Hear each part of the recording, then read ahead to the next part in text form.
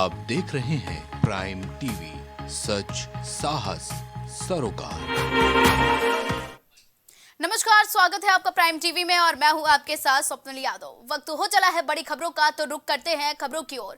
PM Narendra Modi अपने संसदीय क्षेत्र वाराणसी के 2 दिवसीय दौरे पर हैं। यह दौरा कई मायनों में खास माना जा रहा है। बतौर प्रधानमंत्री और वाराणसी सांसद के दूसरे कार्यकाल में यह उनका अंतिम दौरा भी माना जा रहा है। वहीं अगर बात की जाए प्राण प्रतिष्ठा की, तो प्राण प्रतिष्ठा, राम मंदिर की प्राण प्रतिष्ठा के बाद पीएम नरेंद्र मोदी का ये पहला दौरा है। इससे पहले पीएम मोदी लगभग 14,000 करोड़ रुपए की 23 परियोजनाओं का लोकार्पण और 13 परियोजनाओं का शिलान्यास करेंगे।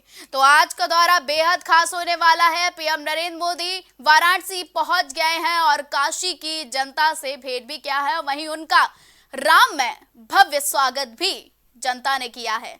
आप देख सकते हैं कि स्क्रीन पर जो हम तस्वीरें दिखा रहे हैं, पुष्प वर्षा की जा रही है। पीएम मोदी के आगमन में काशी भव्य तरीके से सजाया गया है। वहीं पीएम मोदी जनसभा को संबोधित करेंगे और 14,000 करोड़ रुपए की परियोजनाओं का लोकार्पण और शिलान्यास भी काशी दौरे में करेंगे। आपको बता दें कि मार्च के पहले और दूसरे हफ्ता में आचार संहिता लागू हो सकती है, जिसके पहले पीएम मोदी का ये अंतिम दौरा है। बतौर सांसद और देश के प्रधानमंत्री नरेंद्र मोदी का ये वाराणसी अंतिम दौरा है और इस दौरे को बेहद खास बनाएंगी ये 14,000 रुपए करोड़ की परियोजनाएं, जिनका लोकार्पण और शिलान्यास पीएम नरेंद्र मोदी काशी में करेंगे।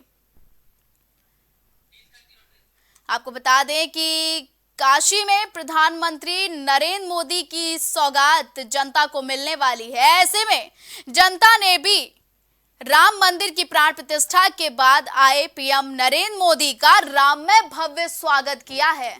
पीएम नरेंद्र मोदी के स्वागत में जनता लंबे समय से इंतजार कर रही थी। काशी की जनता को इंतजार था कि कब पीएम नरेंद्र मोदी आएंगे, क्योंकि काशी पीएम नरेंद्र मोदी का संसदीय क्षेत्र है और वाराणसी के 2 दिवसीय दौरे पर पीएम नरेंद्र मोदी हैं। यह दौरा कई मायनों में खास बताया जा रहा है। बतौर प्रधानमंत्री और वाराणसी के सांसद के दूसरे कार्यकाल में यह उनका अंतिम दौरा माना जा रहा है और इसके बाद मार्च के पहले व दूसरे सप्ताह से आचार संहिता लागू हो जाएगी। तो इससे पहले ही पीएम मोदी लगभग 14,000 करोड़ रुपए की 23 परियोजनाओं का लोकार्पण और 13 परियोजनाओं का शिलान्यास करेंगे। आपको बता दें कि काशी को मेडिकल कॉलेज की भी सौगात पीएम नरेंद्र मोदी देंगे और इसके साथ कई अन्य विकास परियोजनाओं का लोकार्पण और शिलान्यास भी करेंगे। वहीं जनता ने के द्वारा पीएम नरेंद्र मोदी का भव्य स्वागत किया गया, जिसे देखकर पीएम नरेंद्र मोदी बेहद ही उत्साहित और खुश नजर आए।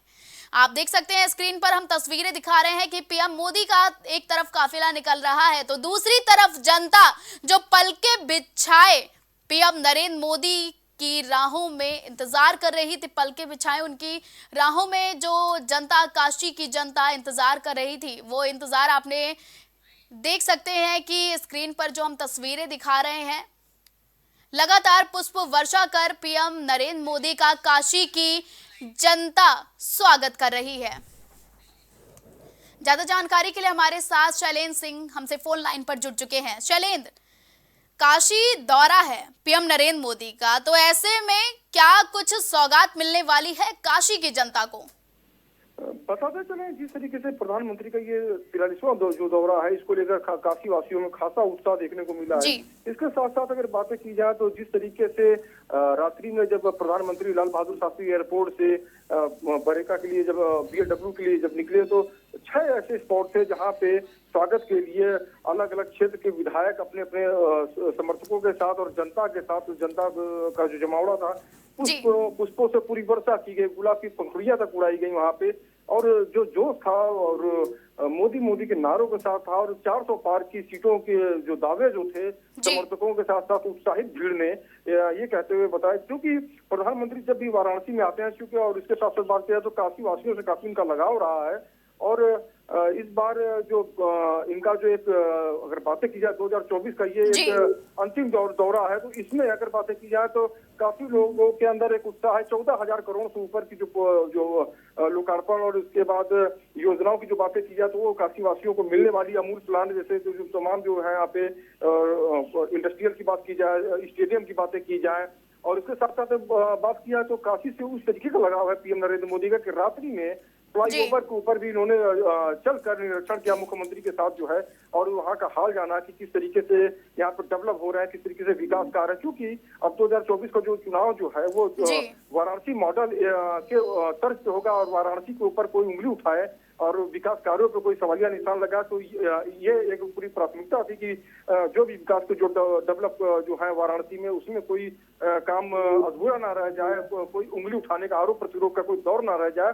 इस कारण से आप उससे बताते चले कि पीएम की संसदीय क्षेत्र में मुख्यमंत्री का औचक निरीक्षण अक्सर होता रहा है। डिप्टी सीएम लगातार आते रहे हैं, कई मंत्रियों का यहाँ पर जो दौरा लगातार रहा है। इसके साथ साथ बात की जाए तो स्वतंत्रता भवन में जो पहुंचेंगे पीएम नरेंद्र मोदी तो यहाँ पे विजेताओं से मुलाकात करेंगे, छात्रों से मुलाकात करेंगे। इसके बाद जो दूसरा जो उनका जो कार्यक्रम जो है संत शिरोमणि रविदास जी की जन्मस्थली पे पहुंचेंगे, जहाँ पे पंजाब से लाखों की तादाद में भक्त यहाँ पे आए हुए हैं जन्मस्थली पे दर्शन के लिए।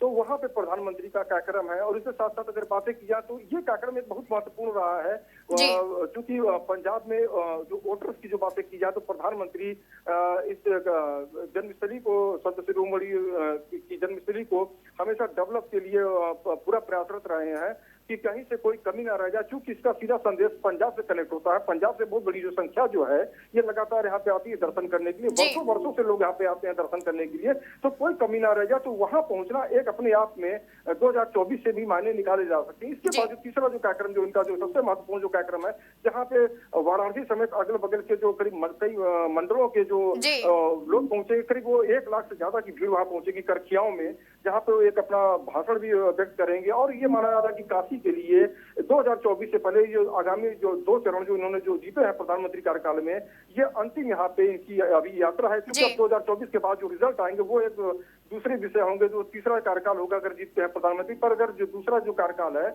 उसका ये अंतिम दौरा माना जा रहा है वाराणसी के लिए, तो इसलिए वहाँ पे पहुंच के अमूल फैक्ट्री का जो है उद्घाटन करेंगे। उसके साथ साथ वहाँ पे लाखों की जनता पहुंचेगी, और वहाँ ये जरूर देखने की बातें होंगी कि प्रधानमंत्री आखिर वहाँ मंच से बोलते क्या है, वो बहुत इंपॉर्टेंट होगा। क्योंकि वहाँ पे जो जनता जनार्दन होगी कई जिलों की होगी, और वो बहुत मस्त होगा वाराणसी के लिए। और पूर्वी उत्तर प्रदेश समेत बिहार के और मध्य प्रदेश और छत्तीसगढ़ के जो किनारे बॉर्डर के जो एक जो सीमांकन जो क्षेत्र जो है उसके लगाव के, तो उसका एक जो संदेश जाएगा वो क्या संदेश जाएगा, तो उस भाषण पे एक पैनी निगाह रहेगी सब पूरी मीडिया की कि आखिर प्रधानमंत्री क्या बोलने वाले हैं यहाँ पे, वो एक अपने आप में अहम। ठीक है शैलेंद्र, ज्यादा जानकारी हमारे दर्शकों तक पहुंचाने के लिए शैलेंद्र बहुत बहुत धन्यवाद। लखनऊ में समाजवादी पार्टी ने कल यानी कि 24 फरवरी को विधायकों की बैठक बुलाई है। बैठक में सभी विधायकों को लखनऊ पहुंचने के निर्देश दिए गए हैं। ये बैठक आगामी राज्यसभा चुनाव को लेकर बुलाई गई है। माना जा रहा है कि पार्टी अध्यक्ष अखिलेश यादव अपने सभी विधायकों को राज्यसभा के चुनाव को लेकर उनको निर्देश जारी करेंगे। मालूम हो कि बीजेपी की तरफ से 8वें उम्मीदवार को चुनाव में उतारने के बाद 10वीं राज्यसभा सीट के लिए लड़ाई काफी अहम हो गई है, जिसके चलते ये बैठक पार्टी के अध्यक्ष अखिलेश यादव ने बुलाई है। इस बैठक में बेहद अहम मुद्दों पर भी बात होगी। अब किन किन मुद्दों की बात होगी ये देखना दिलचस्प होगा कि राज्यसभा के चुनाव को लेकर पार्टी के अध्यक्ष अखिलेश यादव क्या रणनीति बनाते हैं इस बैठक में, क्योंकि राज्यसभा के चुनाव बेहद नजदीक हैं। लोकसभा चुनाव की भी अगर बात की जाए तो चुनावी सिलसिला शुरू हो चुका है, और इस चुनावी दौर में लगातार पार्टी की बैठक हो रही है, फिर वो चाहे पक्ष हो या फिर विपक्ष, सभी की तैयारियां तेज हैं। पार्टी के अध्यक्ष एक्शन मोड में दिखाई दे रहे हैं। वहीं अगर इंडिया गठबंधन की भी बात करें तो 17 सीटों को लेकर जो दांव फंसा था उन पर भी अब जो लड़ाई थी वो खत्म हो गई है। सपा और कांग्रेस के बीच सुलह हो गई है। तो इसके बाद गठबंधन की अगर बात की जाए तो केजरीवाल भी इस गठबंधन में शामिल हो गए हैं। तो धीरे धीरे तैयारियां तेज है, लोकसभा 2024 का चुनाव बेहद नजदीक है, तो ऐसे में वाजिब है कि विधायकों की बैठकें लगातार होती रहेंगी, खींचातान भी होती रहेगी जब तक लोकसभा का चुनाव नहीं हो जाता है। इसी के चलते लखनऊ में समाजवादी पार्टी ने कल विधायकों यानी कि 24 फरवरी को विधायकों की बैठक बुलाई है। बैठक में सभी विधायकों को लखनऊ पहुंचने के निर्देश दिए गए हैं और ये बैठक आगामी राज्यसभा चुनाव को लेकर बुलाई गई है और इसमें राज्यसभा चुनाव को लेकर पार्टी के अध्यक्ष अखिलेश यादव मोटिव बताएंगे कि राज्यसभा चुनाव को हमें कैसे जीतना है, रोड मैप तैयार किया जाएगा और इसी रोड मैप के जरिए राज्यसभा चुनाव में पार्टी एंटर करेगी। ज्यादा जानकारी के लिए हमारे साथ अभिनव सिंह हमसे जुड़ चुके हैं। अभिनव, पार्टी अध्यक्ष अखिलेश यादव ने बैठक बुलाई है, तो ऐसे में ये बैठक कितनी खास होने वाली है और क्या कुछ खास होने वाला है इस बैठक में? जी बिल्कुल, देखिए राज्यसभा चुनाव होना है जिसके लिए समाजवादी पार्टी अब आगे की रणनीति तैयार कर रही है। समाजवादी पार्टी ने कल यानी कि 24 फरवरी को अपने सभी विधायकों की पार्टी कार्यालय में बैठक बुलाई है। इसमें उसके प्रदेश भर के विधायक सपा कार्यालय पहुंचेंगे और राज्यसभा चुनाव में किस प्रकार से आगे मतदान करना है इसकी रणनीति बनाई जाएगी। आपको बता दें कि समाजवादी पार्टी ने 3 प्रत्याशी उतारे हैं जबकि बीजेपी ने 8 प्रत्याशी उतार दिए हैं। उनका जो 8वां प्रत्याशी संजय सेठ है उसके आने के बाद लगातार सियासी गलियारों में हलचल बढ़ गई है। अब बीजेपी अपना 8वां प्रत्याशी जिताने में कामयाब होगी या फिर समाजवादी पार्टी अपने तीनों प्रत्याशियों को जिता ले जाएगी, ये देखने वाली बात है। ठीक है अभिनव, अगर बात की जाए ये 10वीं राज्यसभा सीट को लेकर, तो इसके लिए इतनी खींचातान सियासी गलियारों में क्यों मची हुई है?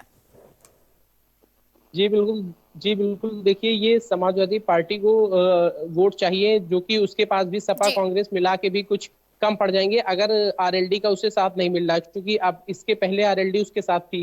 अगर आरएलडी साथ देती समाजवादी पार्टी का तो वो आसानी से चुनाव जीत जाती, लेकिन अब आरएलडी उस तरफ हो गई है, इसके लिए लगातार समाजवादी पार्टी की मुश्किल बढ़ गई है। इसीलिए समाजवादी पार्टी जनसत्ता दल के अध्यक्ष राजा भैया से संपर्क साधने में जुटी है और अगर राजा भैया अपने 2 विधायक और बसपा का 1 विधायक समाजवादी पार्टी का समर्थन कर दे तो समाजवादी पार्टी राज्यसभा की यह सीट निकालने में कामयाब हो जाएगी। लेकिन बीजेपी भी लगातार राजा भैया से संपर्क कर रही है और ऐसा माना जाना है कि मुख्यमंत्री जी अगर हस्तक्षेप करेंगे तो राजा भैया फिर अंततः बीजेपी के साथ ही जा सकते हैं। ठीक है, अगर अभिनव बात की जाए इस बैठक की तो बेहद अहम बैठक है क्योंकि राज्यसभा की सीट को लेकर इसमें चर्चा होने वाली है, तो ऐसे में क्या तैयारियां होंगी और इस बैठक में किन किन मुद्दों पर बात होगी? जी बिल्कुल, देखिए यह बैठक बहुत महत्वपूर्ण है और इसमें समाजवादी पार्टी के जो सीनियर लीडर है, चाहे शिवपाल यादव हो या अन्य जो लोग पहले इस तरह की चीजें देख चुके हैं, जो राज्यसभा चुनाव में लगातार रहे हैं, वो लोग भी इस बैठक में मौजूद होंगे। अपने विधायकों को बताएंगे, निर्देश देंगे कि किस प्रकार उनको राज्यसभा चुनाव में मतदान करना है, क्या और अगर व्हिप जारी करती है पार्टी, व्हिप भी इस पे जारी होती है तो उसको लेके भी सभी चीजें बताई जाएंगी और व्हिप का उल्लंघन करने पे फिर आगे कार्रवाई भी होती है, वो आगे की अलग प्रोसेस है।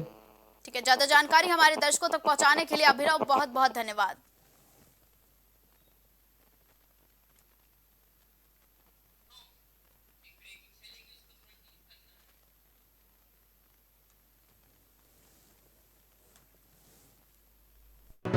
तो इसी बीच बड़ी खबर सामने आ रही है, जहां ये बड़ी खबर दिल्ली से है। आज आम आदमी पार्टी की बड़ी प्रेस कॉन्फ्रेंस हो रही है। आपको बता दें कि आप पार्टी की बड़ी कॉन्फ्रेंस होनी है। संदीप पाठक, आतिशी, सौरभ भारद्वाज ये प्रेस कॉन्फ्रेंस करेंगे। आम आदमी पार्टी की बड़ी प्रेस कॉन्फ्रेंस होनी है। आज सुबह 10 बजे आम आदमी पार्टी की प्रेस कॉन्फ्रेंस शुरू हो गई है। 10 बजे से ये प्रेस कॉन्फ्रेंस शुरू हो गई है। आपको बता दें बड़ी खबर दिल्ली से आ रही है, जहां आज आम आदमी पार्टी की बड़ी प्रेस कॉन्फ्रेंस शुरू हो गई है।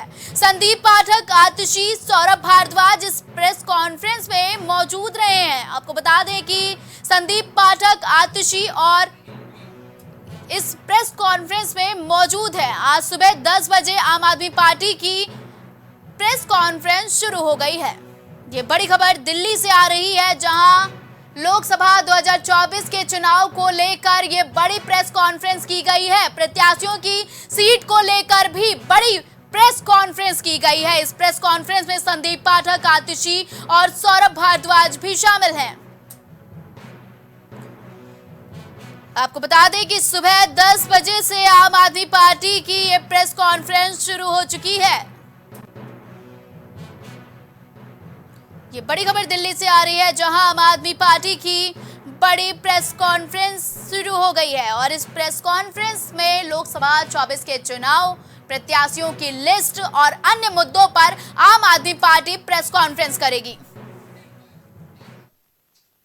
लोकसभा चुनाव से पहले गठबंधनों में बनने बिगड़ने का दौर जारी है। वहीं किसी भी गठबंधन में शामिल ना होने वाली बसपा सुप्रीमो मायावती गुपचुप चुनावी तैयारियों में जुटी हुई है। ज्यादातर सीटों पर प्रत्याशियों के पैनल तैयार हैं और अब प्रत्याशियों की लिस्ट को फाइनल किया जा रहा है। पार्टी सूत्रों के अनुसार अगर बात की जाए तो मार्च में चरणबद्ध तरीके से प्रत्याशियों का ऐलान शुरू हो जाएगा। बसपा पिछले साल हुए नगर निकाय चुनाव के बाद से ही लोकसभा चुनाव की तैयारियों में जुटी हुई है।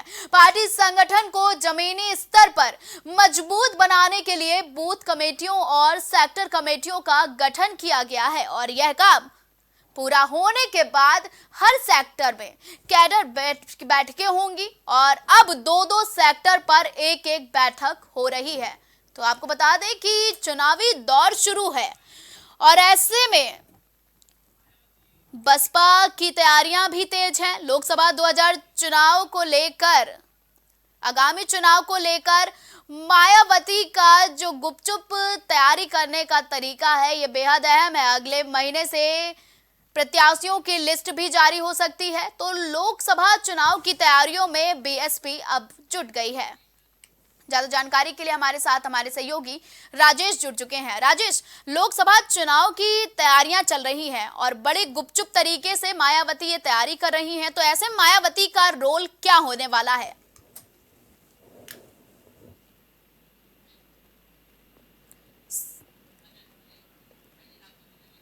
राजेश, आपको आवाज आ रही है? संपर्क नहीं हो पा रहा है। आपको बता दें कि गुपचुप चुनावी तैयारियों में मायावती जुड़ गई हैं। आपको बता दें कि बसपा सुप्रीमो मायावती अब गुपचुप तैयारियों में जुट गई हैं। नगर निकाय चुनावों के बाद से ही बीएसपी ने लोकसभा 2024 के चुनाव की तैयारियां तेज कर दी थी और ऐसे में अब मायावती जल्द ही अपने प्रत्याशियों की लिस्ट भी मार्च में जारी करने वाली है और बेहद चरणबद्ध तरीके से ये प्रत्याशियों की लिस्ट जारी की जाएगी। ऐसे में देखना होगा कि इन प्रत्याशियों की लिस्ट में किसका किसका नाम शामिल होता है, क्योंकि अब लोकसभा 2024 के चुनाव में बीएसपी फूंक फूंक कर कदम रख रही है। किसी भी दल में ना मिलने वाली बसपा अब तैयारियां तेज हैं और लोकसभा 2024 के चुनाव को लेकर अब रणनीतियां बन चुकी हैं। बस प्रत्याशियों की लिस्ट जारी होना बाकी रह गया है। ज्यादा जानकारी के लिए एक बार फिर से हमारे सहयोगी हमसे राजेश जुड़ चुके हैं। राजेश, लोकसभा चुनाव की तैयारियां चल रही हैं और बेहद फूंक फूंक कर कदम बसपा रख रही है, तो ऐसे में बसपा सुप्रीमो मायावती का क्या अहम रोल होने वाला है?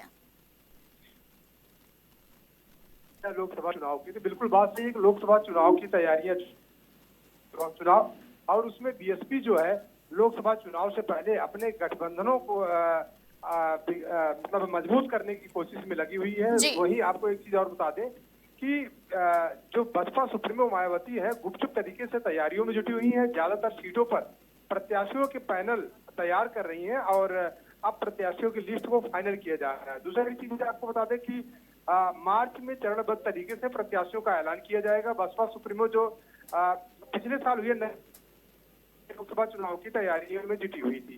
पार्टी संगठन को जमीनी स्तर पर मजबूत करने के लिए बूथ कमेटियों को और सेक्टर कमेटियों को गठन किया गया है। उसके साथ में आप बता दें कि सेक्टर में बैठकें हुई हैं और दो दो सेक्टर पे एक बैठक हो रही है। तो राजेश, लेकिन बड़ी खबर ये भी सूत्रों से आ रही है कि कई सांसद बीएसपी छोड़ सकते हैं। तो ऐसे में आगामी लोकसभा 2024 के चुनाव में क्या बसपा को झटका लगेगा? सबसे अगर बात की जाए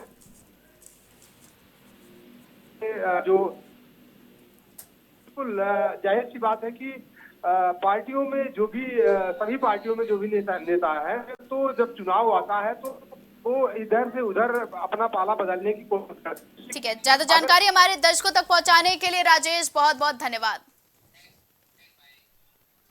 बीजेपी दलित वोटर्स को अपने साथ जोड़ने की बड़ी प्लानिंग कर रही है। ऐसे में लोकसभा 2024 का चुनाव बेहद नजदीक है और ऐसे में बीजेपी दलित वोटर्स को साधने के लिए मंत्री और सांसदों को दलित बस्तियों में भेजेगी और बीजेपी के इस 2 दिवसीय अभियान की शुरुआत आज से हो रही है। आज संत गाडगे के जन्म दिवस के मौके पर इस कार्यक्रम की शुरुआत की जा रही है। इस पूरे अभियान की जिम्मेदारी बीजेपी एससी मोर्चा को दी गई है। तो आज का दिन बेहद खास होने वाला है क्योंकि आज से बीजेपी 2 दिवसीय अभियान शुरू कर रही है। ऐसे में बीजेपी दलित वोटर्स को साधने की तैयारी बना रही है। बीजेपी का विशेष अभियान शुरू होने वाला है और ऐसे में बीजेपी आगामी लोकसभा 2024 के चुनाव को मद्देनजर रखते हुए फूंक फूंक कर कदम रख रही है। ज्यादा जानकारी के लिए हमारे साथ हमारे सहयोगी अभिनव सिंह हमसे जुड़ चुके हैं। अभिनव, बीजेपी दलित वोटर्स को साधने का क्या प्लान बना रही है और इस अभियान से बीजेपी को कितना फायदा होने वाला है?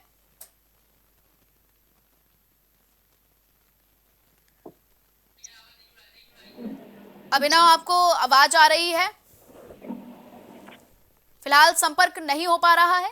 आपको बता दें कि बीजेपी आगामी लोकसभा 2024 के चुनाव को मद्देनजर रखते हुए दलित वोटर्स को साधने का प्लान बना रही है। ऐसे में बीजेपी का ये विशेष अभियान 2 दिवसीय विशेष अभियान शुरू होने वाला है। ऐसे में बीजेपी दलित बस्तियों में अपने नेताओं को भेजेगी और जन जन तक अपने चीजों को पहुंचाएगी, अपने विशेषताओं को पहुंचाएगी। तो ज्यादा जानकारी के लिए हमारे साथ हमारे सहयोगी अभिनव सिंह हमसे जुड़ चुके हैं। अभिनव, बीजेपी दलित वोटर्स को साधने के लिए क्या प्लान तैयार कर रही है?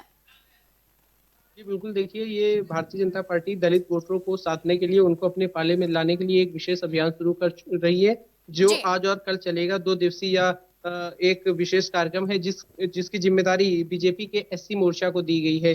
कल संत रविदास जयंती है, उसमें कार्यक्रम का आयोजन होगा। आज संत गाडगे का भी जन्मदिन है और इसी प्रकार से लोकसभा चुनाव से पहले बीजेपी दलितों को अपने साथ लाने में जुटी है। दलित वोटर उत्तर प्रदेश में काफी है और ऐसा माना जाता है कि दलित वोटर जिस पार्टी के साथ जाता है उत्तर प्रदेश में वही सरकार बनाती है। ऐसे में लोकसभा चुनाव सामने है। जी अभिनव, अगर बात की जाए लोकसभा 2024 के चुनाव को मद्देनजर रखते हुए तो ये 2 दिन का अभियान, 2 दिवसीय अभियान कितना कारगर साबित होगा? जी बिल्कुल, देखिए ये जो समाजवादी पार्टी तो एक तरफ पीडीए का नारा दे ही रही है, लेकिन कहीं ना कहीं भारतीय जनता पार्टी भी अब दलित सम्मेलन करा रही है और एक विशेष अभियान के तहत दलितों को आकर्षित कर रही है। इसमें वो दलितों को अपने पार्टी सरकार द्वारा चलाई जा रही योजनाओं के बारे में बताएगी। तो कहीं ना कहीं इसका भारतीय जनता पार्टी को चुनाव में फायदा मिल सकता है। ज्यादा जानकारी हमारे दर्शकों तक पहुंचाने के लिए अभिनव बहुत बहुत धन्यवाद।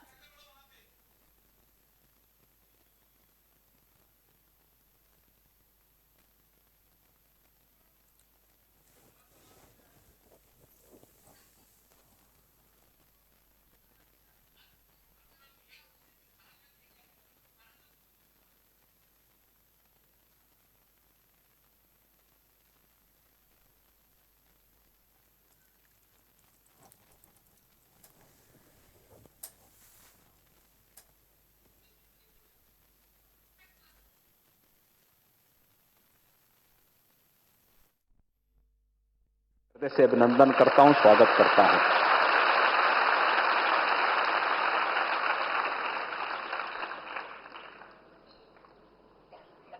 अयोध्या धाम के साथ ही संयुक्त अरब अमीरात में पहला हिंदू मंदिर बना है।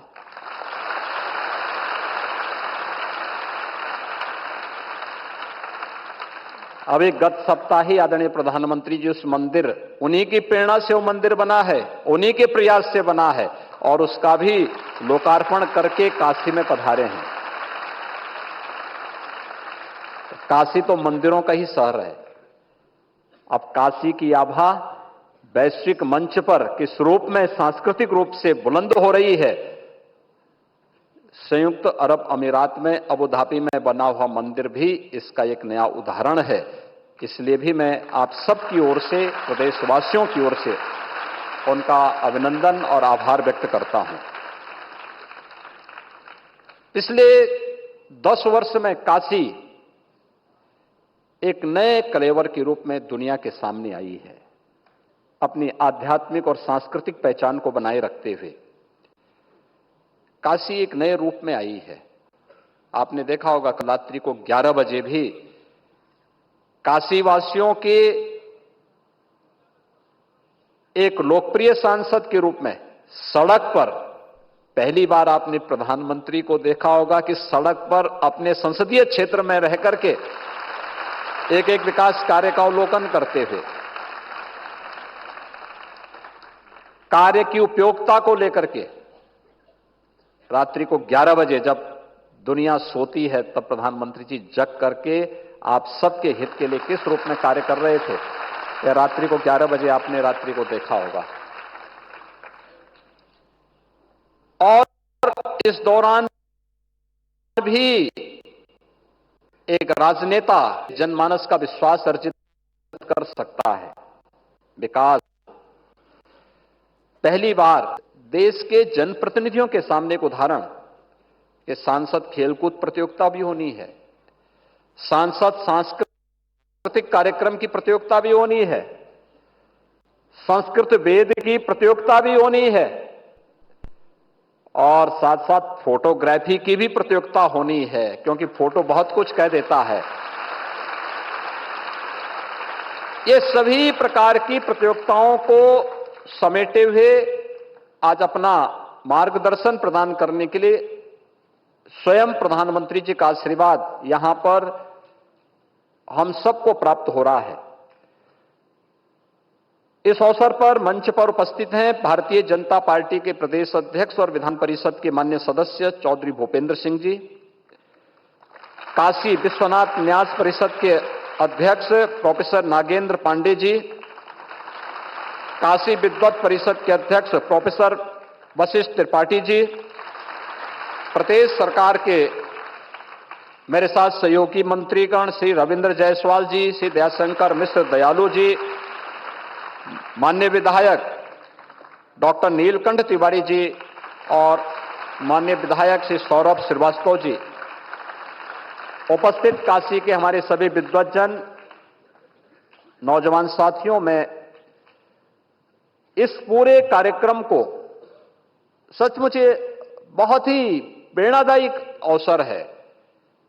अमूमन होता है कि जनप्रतिनिधि का मतलब क्या होता है, बहुत होता है कि वो अब विकास के लिए एक प्रयास कर लेता है, हो न हो वह अपना एक उसका होता है, लेकिन नियमित रूप से एक सांसद के रूप में, एक जनप्रतिनिधि के रूप में काशी से जुड़ाव, काशी वासियों के हितों के लिए कार्य करना, काशी की पुरातन आध्यात्मिक और सांस्कृतिक विरासत को वैश्विक मंच पर एक नई प्रतिष्ठा प्रदान करना और साथ साथ इन तमाम प्रकार की प्रतियोगिताओं के माध्यम से समाज के अलग अलग तबके के लोगों को जोड़ करके उन कार्यक्रमों को एक नया स्वरूप प्रदान करके काशी और जो काशी हिंदू विश्वविद्यालय के स्वतंत्रता संग्राम सेनानी इस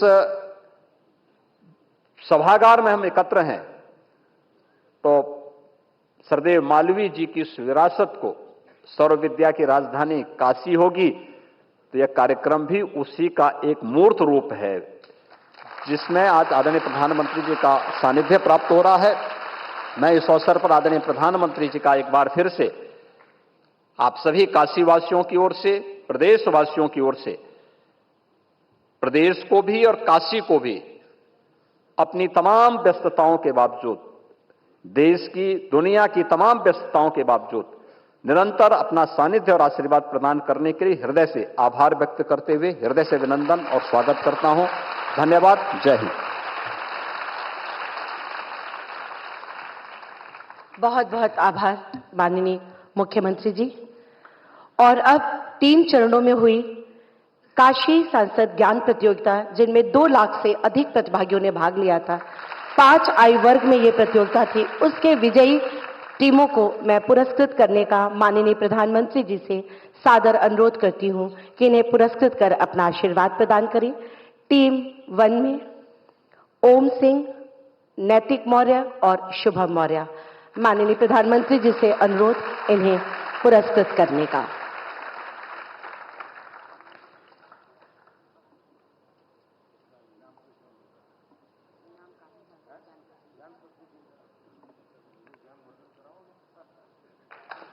और दूसरी टीम के प्रतिभागी, विजेता प्रतिभागी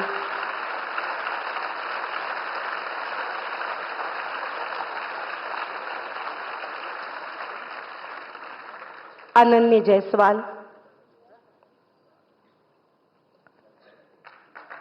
यश साहू और अदिति सिंह।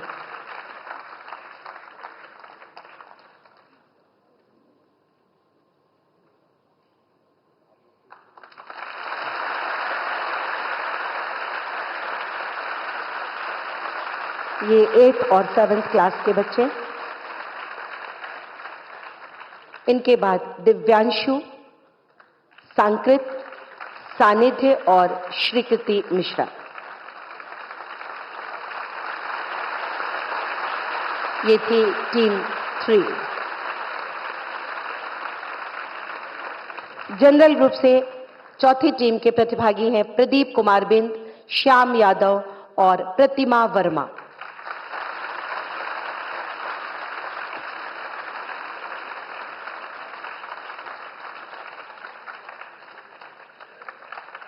इनके बाद पांचवी टीम के प्रतिभागी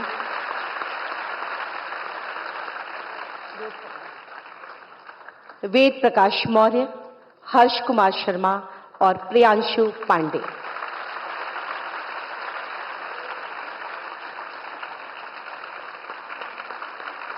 इसके बाद फोटोग्राफी प्रतियोगिता हुई थी। काशी सांसद फोटोग्राफी प्रतियोगिता 2 चरणों में।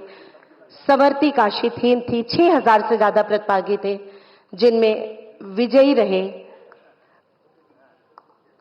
अंश खत्री। ये काशी सांसद फोटोग्राफी प्रतियोगिता के विजयी।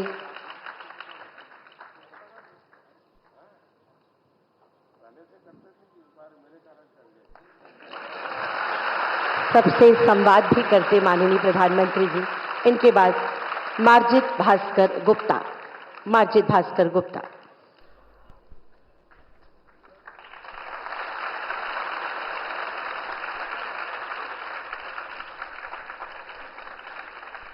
और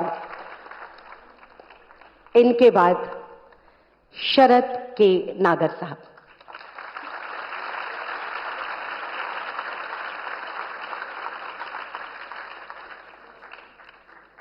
संस्कृत भाषा के विकास का एक प्रयास काशी सांसद संस्कृत प्रतियोगिता के माध्यम से, जिसके विजयी स्वस्ति द्विवेदी।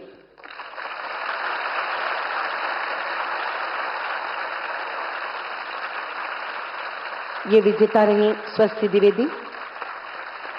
और इनके बाद तैयार है नवरत्न। नवरत्न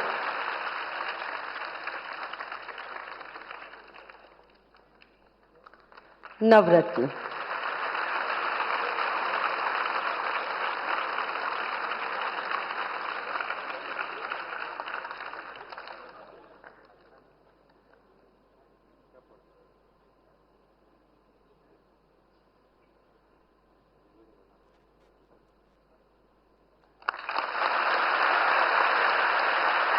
और इनके बाद DKS श्रीकांत राव जी।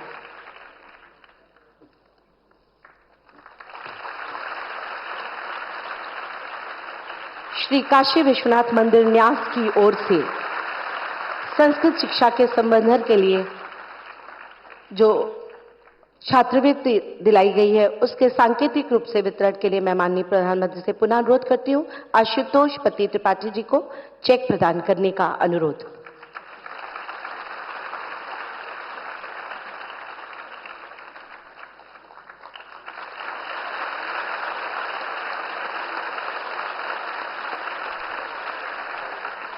और तारा देवी।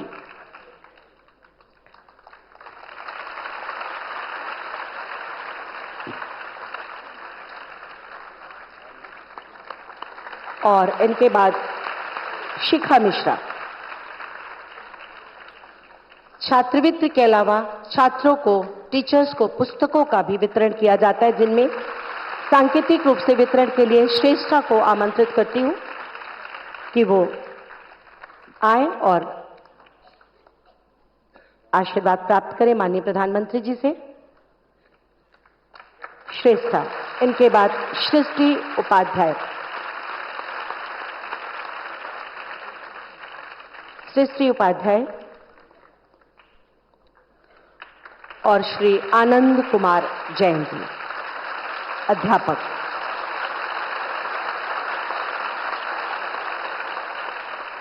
श्री आनंद कुमार जैन जी।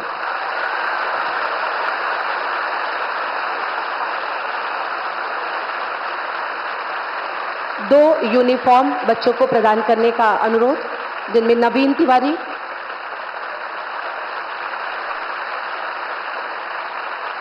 और स्वर्ण निगम।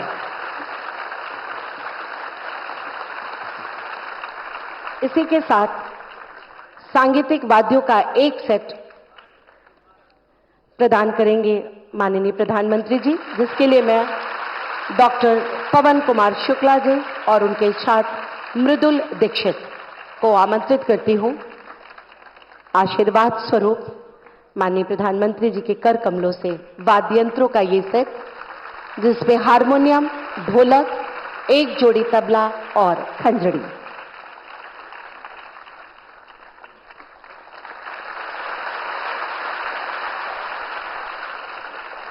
विभिन्न प्रतियोगिताओं के लिए एक कॉफी टेबल बुक का सेट तैयार किया गया है, जिसके विमोचन का मैं माननीय प्रधानमंत्री जी से सादर अनुरोध करती हूं। इन कॉफी बुकलेट्स में सांसद सांस्कृतिक महोत्सव, सांसद खेलकूद प्रतियोगिता, काशी सांसद रोजगार मेला, काशी सांसद ज्ञान प्रतियोगिता, काशी सांसद फोटोग्राफी प्रतियोगिता और काशी सांसद संस्कृत प्रतियोगिता।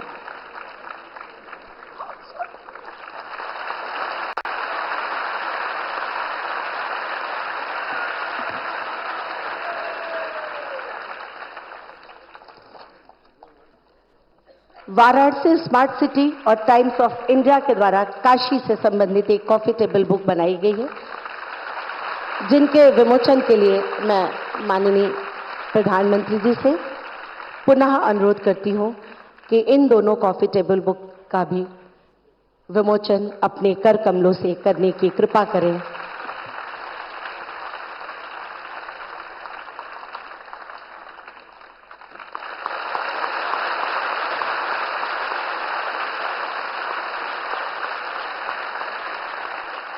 सच ही है, ना कभी देखा गया ना सुना गया, जमीन से जुड़कर कोई राजनेता इस तरह देश के साथ खड़ा हो।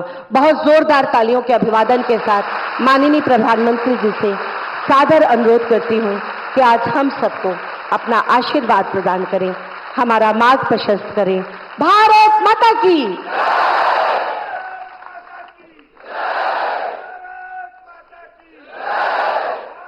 नमः पार्वती पतये हर हर महादेव। उत्तर प्रदेश के मुख्यमंत्री योगी आदित्यनाथ जी, काशी विद्वत परिषद के अध्यक्ष प्रोफेसर वशिष्ठ त्रिपाठी जी, काशी विश्वनाथ न्यास परिषद के अध्यक्ष प्रोफेसर नागेंद्र जी, राज्य सरकार के मंत्री एवं अन्य जनप्रतिनिधिगण, सम्मानित विद्वद्जन, प्रतिभागी साथियों, देवी और सज्जनों, आप सब परिवार के लोगन के हमार प्रणाम।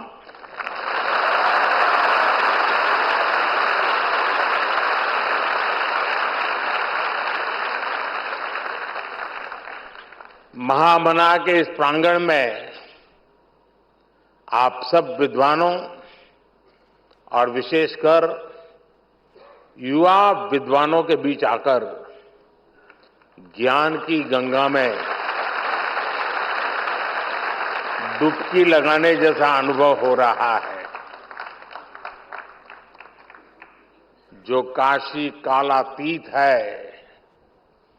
जो काशी समय से भी प्राचीन कही जाती है, जिसकी पहचान को हमारी आधुनिक युवा पीढ़ी इतनी जिम्मेदारी से सशक्त कर रही है। ये दृश्य हृदय में संतोष भी देता है, गौरव की अनुभूति भी कराता है और ये विश्वास भी दिलाता है कि अमृत काल में आप सभी युवा देश को नई ऊंचाई पर ले जाएंगे।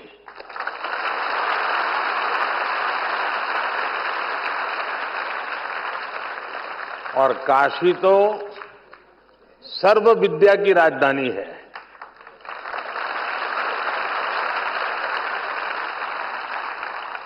आज काशी का वो सामर्थ्य, वो स्वरूप फिर से संवर रहा है। ये पूरे भारत के लिए गौरव की बात है। और अभी मुझे काशी सांसद संस्कृत प्रतियोगिता, काशी सांसद ज्ञान प्रतियोगिता और काशी सांसद फोटोग्राफी प्रतियोगिता के विजेताओं को पुरस्कार देने का अवसर मिला। मैं सभी विजेताओं को उनके परिश्रम, उनकी प्रतिभा के लिए बधाई देता हूं। उनके परिवारजनों को भी बधाई देता हूं, उनके गुरुजनों की भी बधाई देता हूं। जो युवा सफलता से कुछ कदम दूर रह गए, कुछ तो होंगे जो 4 पे आके अटके हुए होंगे, मैं उनका भी अभिनंदन करता हूं। आप काशी की ज्ञान परंपरा का हिस्सा बने, उसकी प्रतियोगिता में भी शामिल हुए, ये अपने आप में बहुत बड़ा गौरव है। आप में से कोई भी साथी हारा नहीं है, न ही पीछे रहा है। आप इस भागीदारी के जरिए काफी कुछ नया सीखकर कई कदम और आगे आए हैं। इसलिए इन प्रतियोगिताओं में हिस्सा लेने वाला हर कोई बधाई के पात्र है। मैं इस आयोजन के लिए श्री काशी विश्वनाथ मंदिर न्यास, काशी विद्वत परिषद और सभी विद्वानों का भी आदर पूर्वक धन्यवाद करता हूं। आपने काशी के सांसद के रूप में मेरे विजन को साकार करने में बहुत बड़ी भूमिका निभाई है, अभूतपूर्व सहयोग किया। पिछले 10 वर्षों में काशी में जो विकास के कार्य हुए हैं और काशी के बारे में संपूर्ण जानकारी पर आज यहां 2 बुक भी लॉन्च की गई है। पिछले 10 वर्ष में काशी ने विकास की जो यात्रा तय की है, उसके हर पड़ाव और यहां की संस्कृति का वर्णन इन कॉफी टेबल बुक में भी किया गया है। इसके अलावा जितनी भी सांसद प्रतियोगिता काशी में आयोजित हुई है, उन पर भी छोटी छोटी किताबों को लॉन्च किया गया है। मैं सभी काशी वासियों को इसके लिए बहुत बहुत बधाई देता हूं। लेकिन साथियों, आप भी तो जानते हैं, हम सब तो निमित्त मात्र है। काशी में करने वाले तो केवल महादेव और उनके गण हैं। जहां महादेव का कृपा हो जाला, ऊ धरती अपने ऐसे ही समृद्ध हो जाले।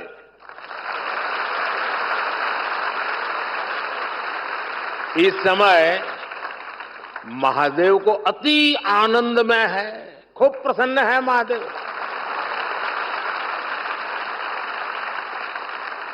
इसलिए महादेव के आशीष के साथ 10 वर्षों में काशी में चारों ओर चहुं ओर विकास का डमरू बजा है।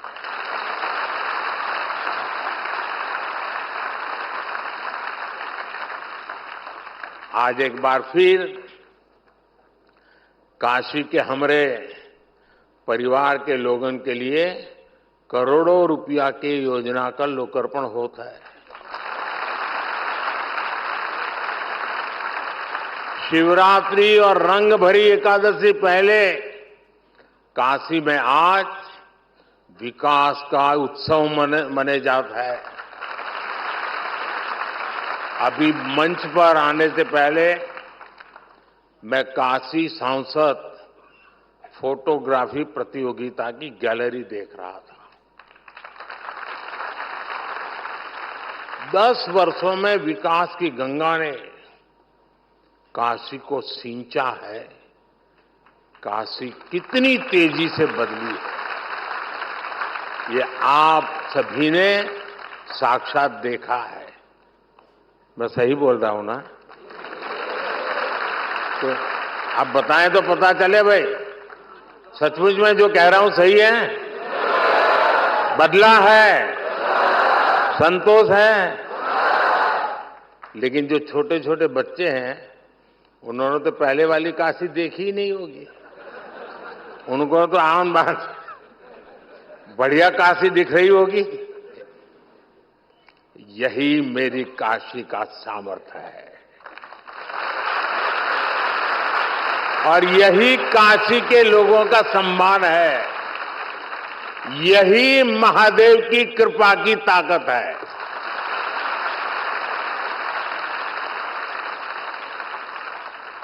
बाबा जोन चा झालन ओके के रोक पावेला।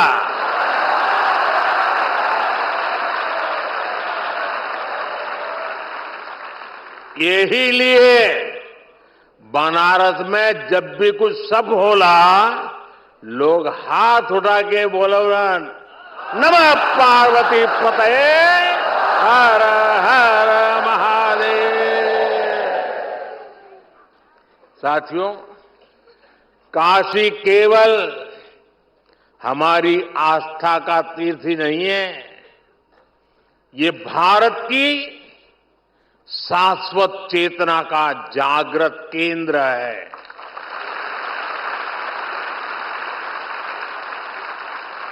एक समय था जब भारत की समृद्धि गाथा पूरे विश्व में सुनाई जाती थी। इसके पीछे भारत की केवल आर्थिक ताकत ही नहीं थी, इसके पीछे हमारी सांस्कृतिक समृद्धि भी थी, सामाजिक और आध्यात्मिक समृद्धि भी थी। काशी जैसे हमारे तीर्थ और विश्वनाथ धाम जैसे हमारे मंदिर ही राष्ट्र की प्रगति की यज्ञशाला हुआ करती थी। यहां साधना भी होती थी, शास्त्रार्थ भी होते थे। यहां संवाद भी होता था, शोध भी होता था। जहां संस्कृति के स्रोत भी थे, साहित्य संगीत की सरिताएं भी थी। इसलिए आप देखिए, भारत ने जितने भी नए विचार दिए, नए विज्ञान दिए, उनका संबंध किसी न किसी सांस्कृतिक केंद्र से है। काशी का उदाहरण हमारे सामने है। काशी शिव की भी नगरी है, ये बुद्ध के उपदेशों की भी भूमि है। काशी जैन तीर्थंकरों की जन्मस्थली भी है और आदि शंकराचार्य को भी यहां से बोध मिला है। पूरे देश से और दुनिया के कोने कोने से भी ज्ञान, शोध और शांति की तलाश में लोग काशी आते हैं। हर प्रांत, हर भाषा, हर बोली, हर रिवाज, इसके लोग काशी आकर बसे हैं। जिस एक स्थान पर ऐसी विविधता होती है, वहीं नए विचारों का जन्म होता है। जहां नए विचार पनपते हैं, वहीं से प्रगति की संभावनाएं पनपती है। इसलिए भाइयों बहनों, विश्वनाथ धाम के लोकार्पण के अवसर पर मैंने कहा था, याद कीजिए उस समय मैंने क्या कहा था। उस समय मैंने कहा था, विश्वनाथ धाम भारत को एक निर्णायक दिशा देगा, भारत को उज्जवल भविष्य की ओर लेकर जाएगा। आज ये दिख रहा है कि नहीं दिख रहा है? हो रहा है कि नहीं हो रहा है? अपने भव्य रूप में विश्वनाथ धाम भारत को निर्णायक भविष्य की ओर ले जाने के लिए फिर से राष्ट्रीय भूमिका में लौट रहा है।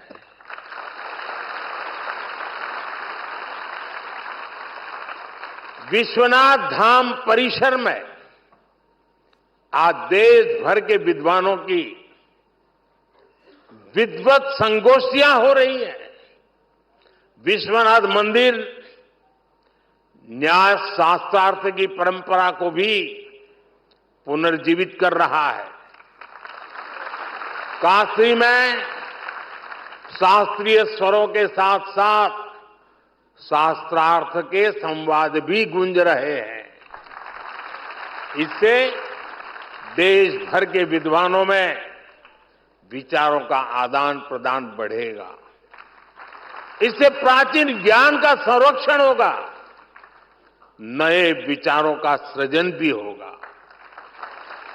काशी सांसद संस्कृत प्रतियोगिता और काशी सांसद ज्ञान प्रतियोगिता भी इसी प्रयास का एक हिस्सा है।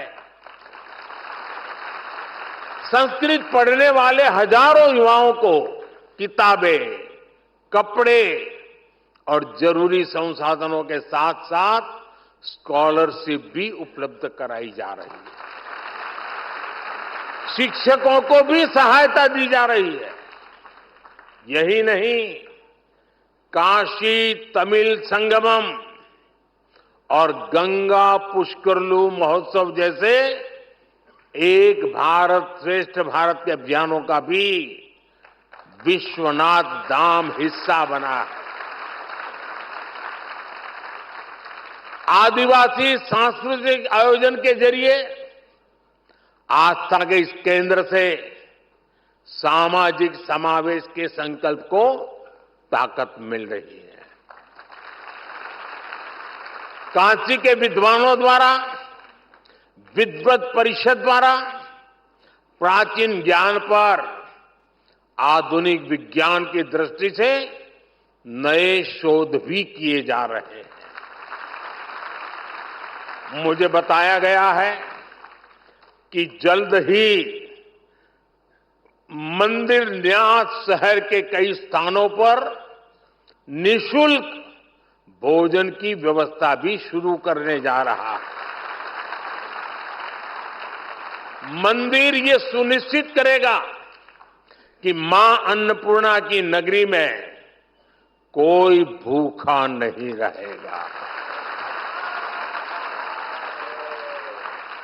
यानी आस्था का केंद्र किस तरह सामाजिक और राष्ट्रीय संकल्पों के लिए ऊर्जा का केंद्र बन सकता है। नई काशी नए भारत के लिए इसकी प्रेरणा बनकर उभरी है।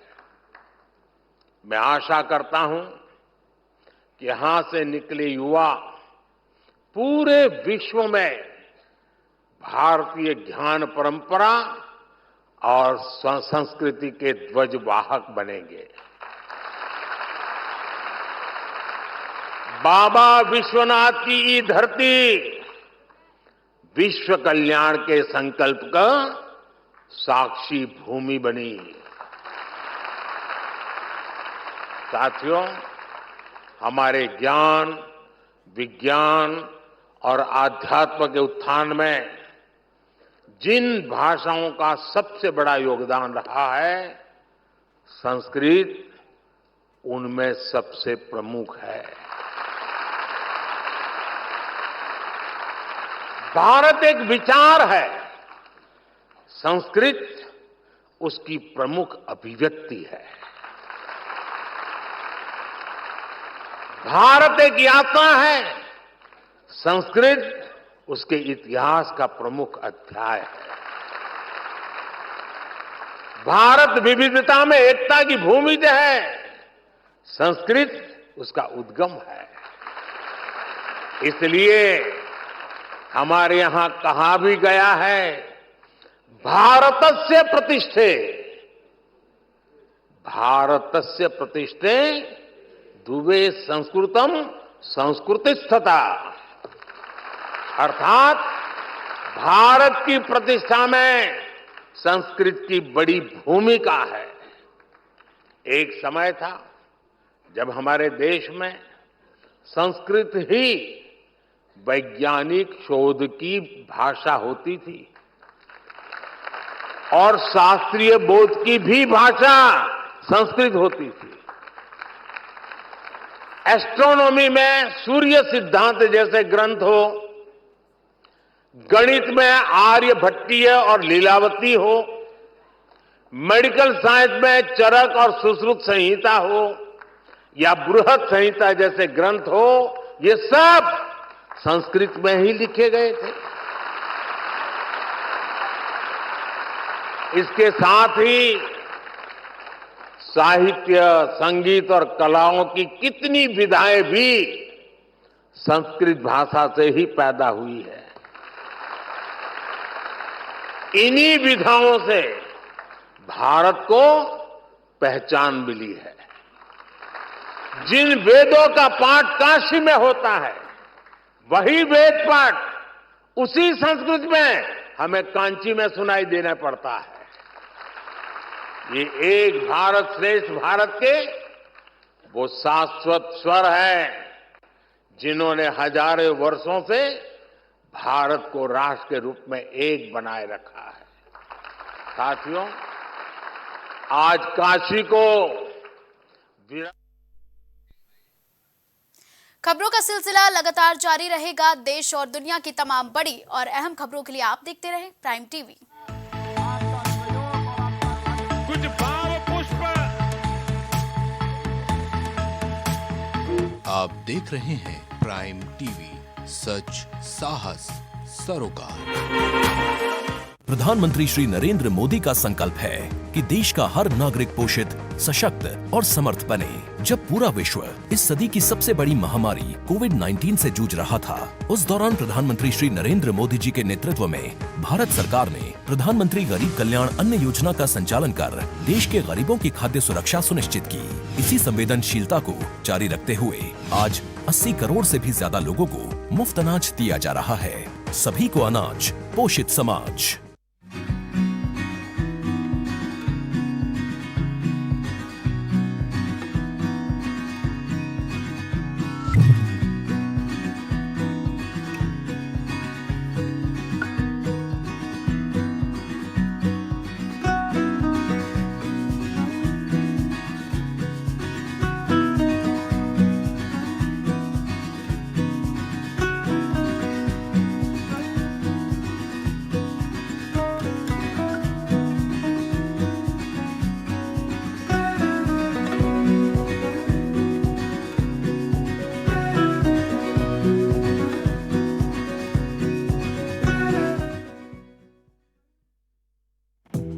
आप करना चाहते हैं अपने बिजनेस को प्रमोट, तो इसके लिए आपको चाहिए होगा एक सपोर्ट। बेहतर स्क्रिप्ट, शानदार ग्राफिक्स, बेहतर विजुअल, दिखाएंगे कमाल, जानकारी पहुंचेगी जन जन तक, आपका काम करेगा धमाल। इन सभी चीजों के लिए अब ना हो परेशान। Brand promotion, motion designing and video editing, 2D और 3D animation, television telecasting, social media works, script writing जैसे कामों के लिए आज ही कांटेक्ट करें 9267925186 पर। इसी के साथ ही आप हमें जीमेल भी कर सकते हैं vikasproduction.gfx@gmail.com पर। छूट नहीं पाएगी अब यूपी की कोई भी खबर, क्योंकि हर खबर पर होगी हमारी पैनी नजर। सच्ची खबरों पर रहेगा हमारा पूरा फोकस। आपको दिखाएंगे सूबे से जुड़ी हर खबर। देखिए प्राइम उत्तर प्रदेश सिर्फ प्राइम टीवी पर। राजनीति से लेकर खेल के मैदान तक, हॉलीवुड से लेकर बॉलीवुड तक, अंतर्राष्ट्रीय खबरों से लेकर व्यापार तक, ऐसी खबरें जिन पर है हमारी पैनी नजर। पल पल बदलती देश और दुनिया की 100 बड़ी खबरें देखें हमारे खास कार्यक्रम प्राइम शतक के साथ। सियासी दिग्गजों से जानेंगे राजनीतिक दांवपेच, अफसरशाहों से मिलेगी अंदर की जानकारी, सांसद से लेकर विधायक तक, IAS से लेकर IPS तक सबसे होगी बात। शख्सियत शनिवार और रविवार शाम 7 बजे सिर्फ प्राइम टीवी पर। सही वक्त पर सही सलाह, सोच विचार, समय पर उपचार, एलोपैथ से लेकर नेचुरोपैथ तक, अच्छा स्वास्थ्य पाना है आपका हक। नए बीमारियों से खतरे में कल, हेल्थ एक्सपर्ट से जानेंगे हल। देखिए हेल्थ मंत्रा हर शनिवार और रविवार शाम 6 बजे सिर्फ प्राइम टीवी पर। डांस भी होगा, मस्ती भी होगी, लगेगा हंसी का जबरदस्त ठहाका। आधे घंटे होगा भरपूर मनोरंजन जब आप देखेंगे मजेदार वीडियोस। वायरल स्टेशन सिर्फ प्राइम टीवी पर। राजनीति से लेकर खेल के मैदान तक, हॉलीवुड से लेकर बॉलीवुड तक,